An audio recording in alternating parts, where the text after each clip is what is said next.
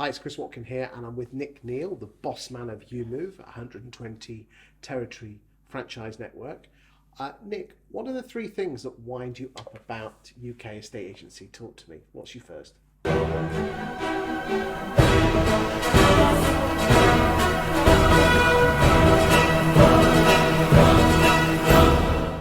Just three, right? Okay, so let's go with the lazy agent. I could talk to you about that.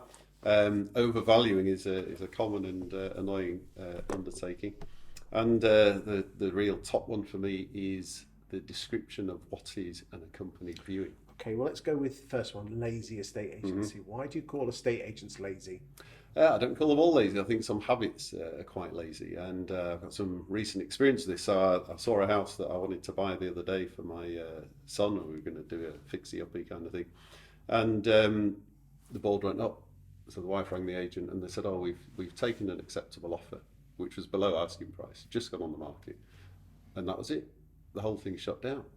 I think, well, why would you do that in a market like this, which is super buoyant, it's super hot right now?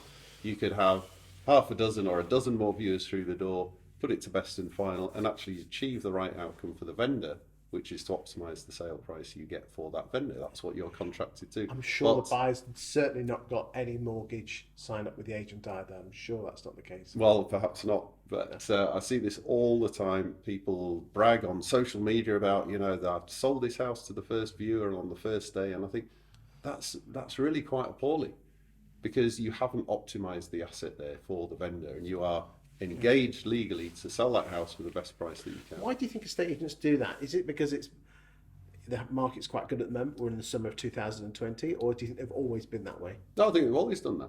Yeah. I mean, I've done it myself. I've taken offers on first viewer for the first person through the door at maybe asking price or £5,000 below, and I've advised the vendor not to accept it because I've got a string of other viewers that I'm going to now have to work another 2 or 3 days to get through those viewers, go through a best and final offer process, and I might get another 10 or 20 grand for the vendor that's going to earn me 20, 30 quid or whatever it might be in additional income. So it's not 200 quid. It's not going to earn the agent. If you're a neg, it'll only be 20, 30. Yeah, exactly. Yeah. So the size of the prize for the agent is often not worth pursuing that additional work, and I think that's a massive shame. That does reflect badly on us as an industry. So how do we change that as an industry? Well, it could be a number of things. There's pricing structures that vendors could agree with agents to try and push for a better price. So if you get over the asking price, the agent gets a higher fee? Yeah, and I've done that before. I've said, I did it on a new build development. I've said, I'll get you your gross value that you want. Anything over that, I want 20%.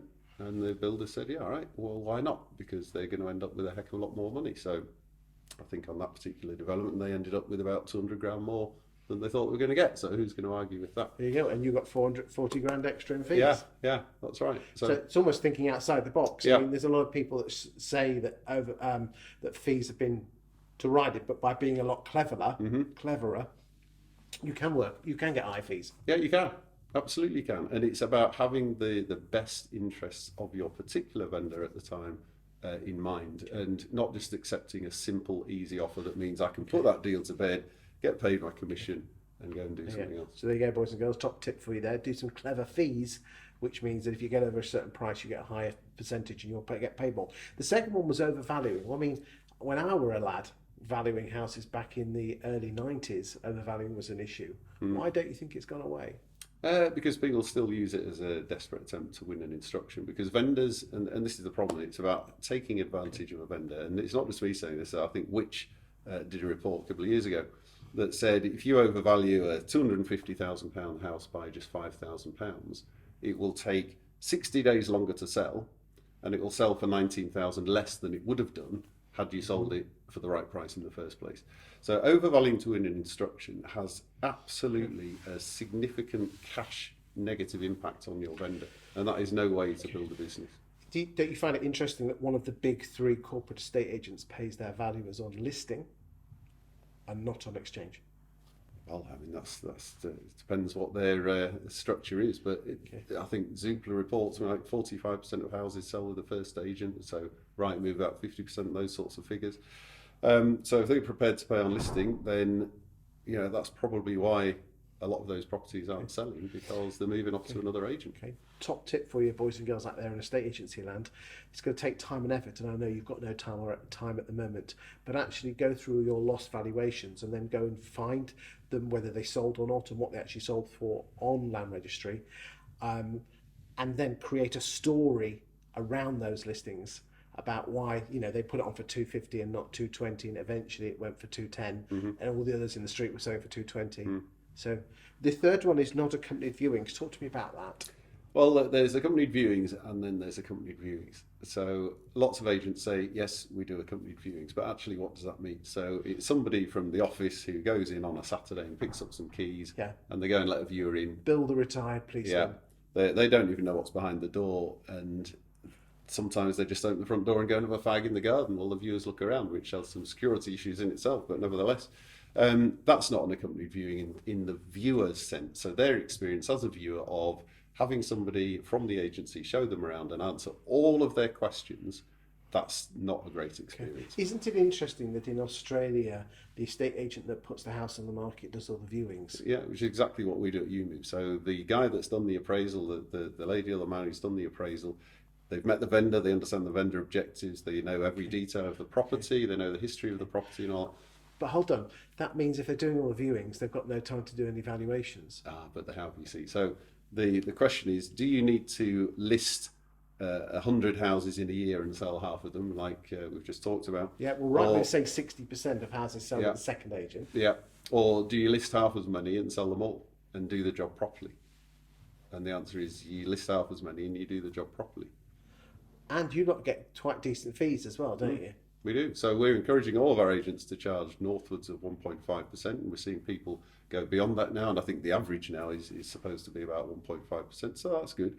But there is still a lot of players in the market who try to win business on fees, so there's still lots and lots of cut price agents out So do you genuinely believe that that you're getting decent fees by basically ensuring that everyone does accompanied viewings, which enables you to get more valuation leads and stuff that you can actually sell, and it beats the overvaluing bit? Oh, absolutely, yeah.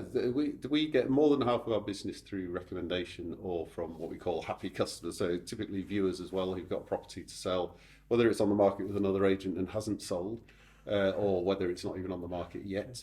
The fact is the viewer comes along to viewing with us and they are blown away by the level of support, information, guidance, everything that we can do to help them, that they say, can you sell my house? Well, it's interesting because, again, I said in a previous video, my across the road neighbour has been sold with you guys, and I jokingly said to the missus that, my God, the lady who did the viewings, who knows the franchisee, was there forever. But interestingly, she got 10 grand more than what the other estate agent said, and my neighbour just loves it to bits. That's right.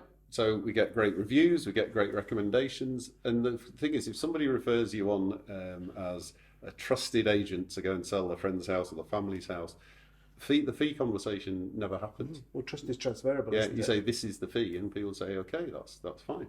Because if you're going to charge 1.5%, and that's going to be what, let's say 5 grand, but you get 10 grand more, essentially you're free. And there's a 5 grand bonus in it for the vendor. So the cheapest agent is the one that sells the house for the most money and actually gets it to completion. Thank you for your time today, Nick. You're welcome.